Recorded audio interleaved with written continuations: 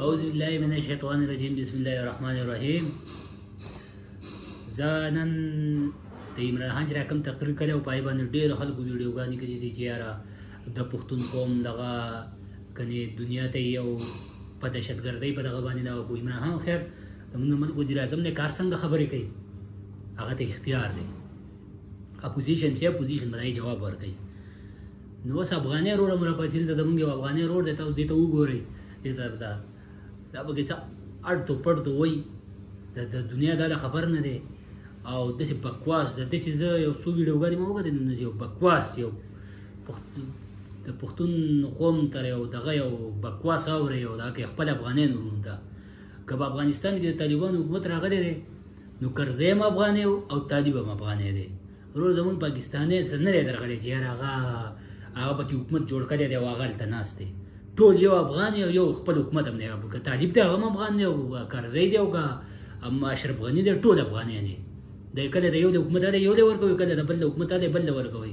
ستاسو دغه تاریخ را روان دی دغه وخت نو دا یوه خبره کوي چې یاره تاسو پښتون که د لر او بر پښتون نو تاسو لاړ شئ پنجاب ته او پنجاب کې د پښتون څه حالات کوي. دا ټیم دا دی مونږ په پنجاب کې ناسي. زه نن شیبا هسپتال ته ورغلی یم. په شیبا هسپتال کې تقریبا دغلته ټوټل افغانان ناسي زیاتتر. شیبا ته رحمان ته یا بل پېښور کې چې کوم غټ غټ هسپتالونه دلته ټول افغانان ناسي. او تاسو لاړ شئ بیا دغه ته عمران خان هسپتال ته لاړ شئ شوکت خان ته هلته هم زیاتتر افغانان دي. نو چا مونږ ته یو افغاني هم چېرته فریاد ونه کړو چې یاره بهی یا زما یا پنجابي بېزتي وکړه یا دغه وکړه. مونږ خو دغلته اوس افغاني ټریلې راغلي دغلته دنیا کارخانو ته دغه راوړی سامان راوړي دغلته ټوټل یو 30-40 ټریلې به د افغانستان ولاړې وي. نو کوم دغه چا په لاره چا که تنګېږلي په کار دی ویلی وی چې یاره مونږ په دې لارو احتجاج یې کړی وی دغه یې کړی وی چې یاره مونږ به په دې لاره باندې پاکستاني پولیسو تنګ کړو پنجابیانو پولیسو تنګ کړو یا زمونږ اسلام آباد پولیسو تنګ کړو. یو د ځان ناسې وروره زما تا ته غټ دا درخواست دی د ځان ناسې بکواس مه کوه.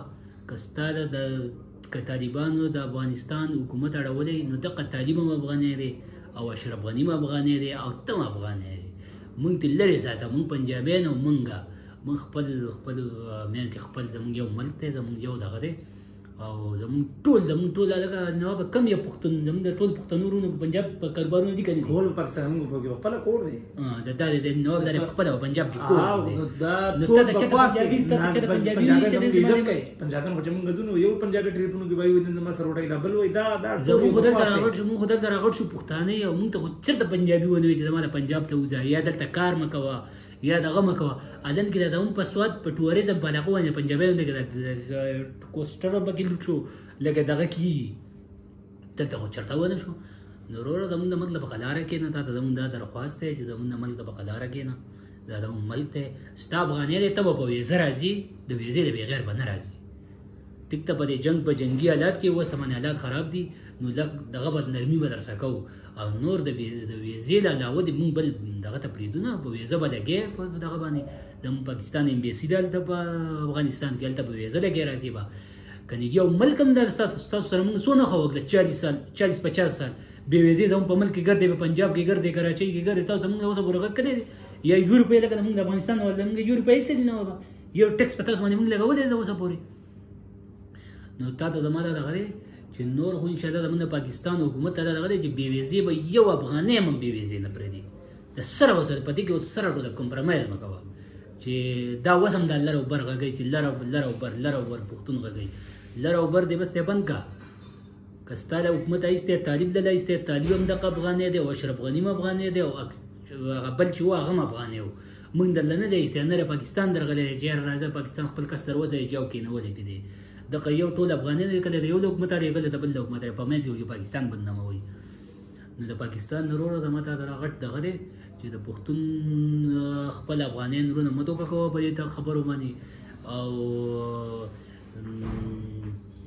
زمونږ خیر زمونږ پښتانه وروڼه په دې باندې نه دغه کېږي او زمونږ افغانان وروڼه په دې باندې لږ دوکه کېږي. نو ته زمونږ افغانان وروڼو ته دا دغه دی چې د دې سړی چې دا بکواس او دغه شروع کړي تقریرونه خبرې شروع کړي نو زما ستا دا دغه دی چې دا نفرت مه پیلوه.